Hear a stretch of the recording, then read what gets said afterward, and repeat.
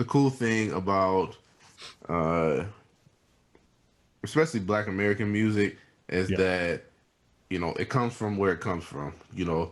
Like regardless of however it might be gentrified. I was talking to somebody.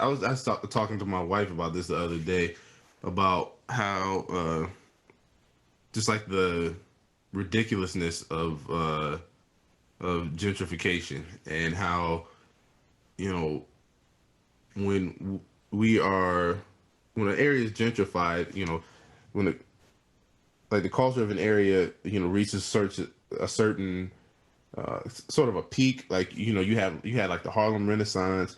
You had like all the amazing culture, all the amazing music that came out of like the South Bronx and Brooklyn and places like that.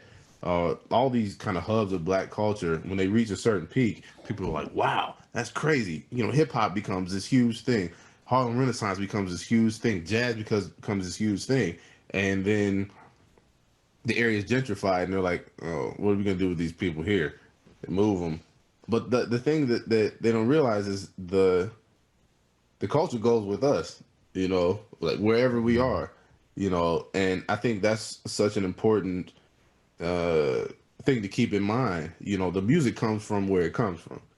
Yeah. And it might not be a glamorous area. But I think the more that uh, we as a culture realize that, then I think the music will be valued like it deserves. You know, uh, and for me, black music exists in a continuum.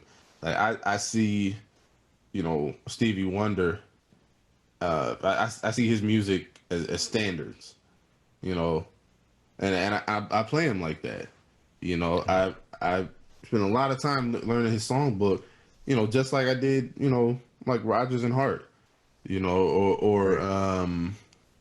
or like Dwayne Shorter. All that stuff exists in a continuum to me. It's all filtered through African American culture. You know, Yes, absolutely. And um, in that statement that Miles made, I think he's implying all of that. definitely. Social music, Yeah. it's from the culture, Hmm. and it's not just about this sort of hyper personalized get your stuff out, get the Yeah. stuff that you want to say out. It's about the way that the audience interacts with the creation of the music. Sure. Sure. The reception of it actually impacts the creation of it. You know, Hmm. you're thinking about incorporating them into the performance as opposed to um, if they're here or not, it doesn't matter. Right. This is going to be the same anyhow, you Yeah. know, kind of an approach. Because it's Um, great to have audience participation, especially when they can clap on the beat. Oh man, you get an audience that, man, like I had a gig in Philly one time. But one of my first gigs with McBride. Man, the whole tune, the audience kept 2 and 4. It was the greatest feeling.